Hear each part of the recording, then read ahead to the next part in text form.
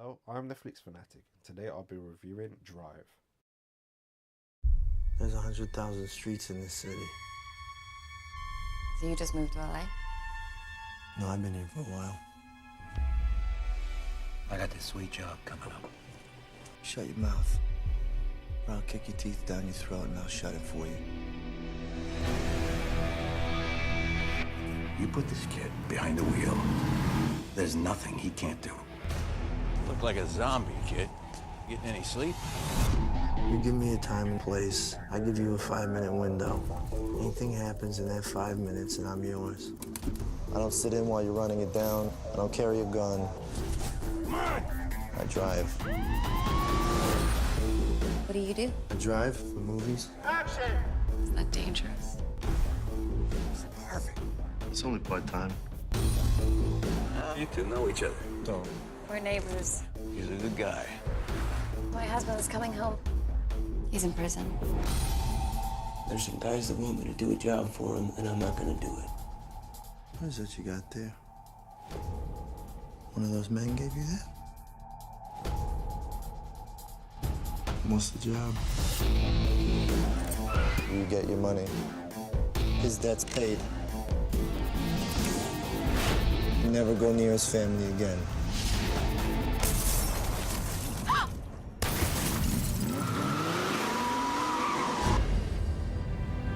Everything went wrong. What money do I have? This driver's gotta go, Bert. He's gotta go.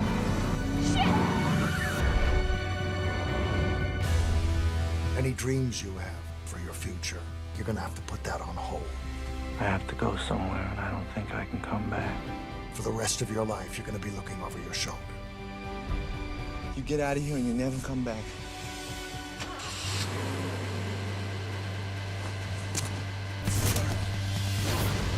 This has gone on long enough. Do you remember this? You and your girlfriend are the only players left.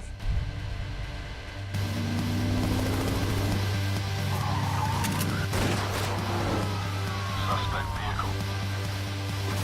I'm gonna hurt you. You understand?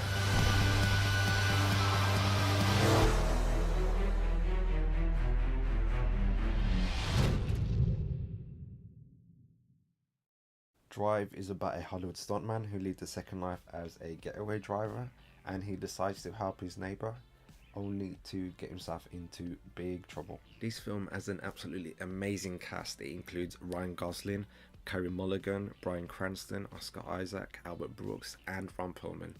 This film is directed by Nicolas and Refn, whose most notable films include Bronson, which I absolutely enjoy, Only God Forgives, and Neon Demon.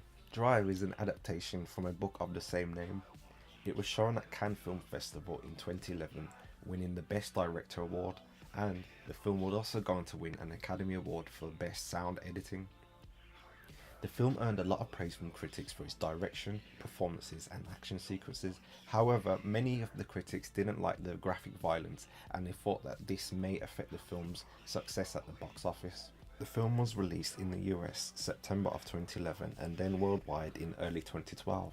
I think that this may have hurt the film's box office success, as around the same time the highly acclaimed Moneyball was released, which grossed over $75 million in the US and over $110 million worldwide, whereas Drive, with a budget of $15 million, only grossed $35 million in the US and $75 million worldwide. I think what also hurt the film was the marketing.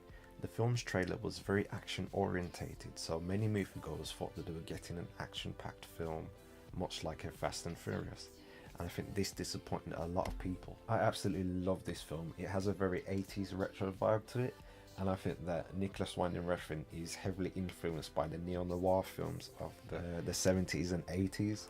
The pink font used in the credits and the film's poster, accompanied with the new wave soundtrack, actually reminds me heavily of Grand Theft Auto Vice City. I also particularly found very interesting that all of the songs in this film, despite having a very 80s sound to it, were actually all released in the late 2000s. I think that in many ways, Drive is very similar to Martin Scorsese's Taxi Driver. Both films are from the neo-noir genre.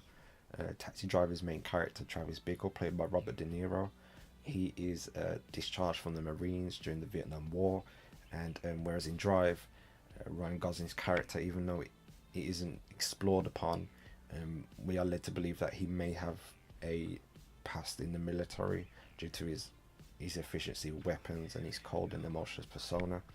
And both characters, they're quite lonely, and they're very psychotic, and they show a lot of violent tendencies.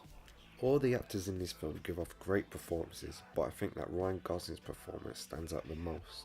But he uses his facial expressions and his body language to portray what his character is thinking and feeling throughout the film. His character is a very mysterious person. We don't get a lot of backstory. We don't even get his name. He's usually referred to as the driver or the kid. He really comes off as a loner and someone who doesn't seem very sentimental, as his apartment is very empty, almost like the driver himself. There is one scene that does stick out. It's where the driver is sitting in the cafe and someone recognises him and asks the driver if he could help them with a job, and the driver threatens the man violently. This scene gives us an idea about the driver's past, and I think that this is what makes the film so great, is that we aren't spoon-fed information. We as an audience are allowed to figure out things for ourselves, which is one of the rules of writing and film. Show, don't tell. The cinematography of this film is especially great. There are a lot of beautiful nighttime shots of Los Angeles. Also, the way Nicolas Refn composes his shots in some of the scenes says a lot about what characters are thinking and feeling at that present time. The lighting in Drive is also something that stands out as a neo-noir film. The lighting in this film is very low-key, and there are a lot of shadows, especially scenes involving the driver, who has a very mysterious past. When we see the driver cruising around in his car at night, we see a lot of different vibrant colours of greens and blues and orange lights, which is a very similar spectacle to Blade Runner. So overall, I think this film is amazing. It is a modern classic and the best film of 2011. Drive is easily in my top 10 films of all time. This film is beautiful to watch. It has great performances from the cast. It has a great 80s sounding soundtrack. And if you're a fan of the neo-noir films such as Taxi Driver, LA Confidential and Blade Runner, I recommend that you go see it. I hope you enjoyed this video, and I'll see you next time.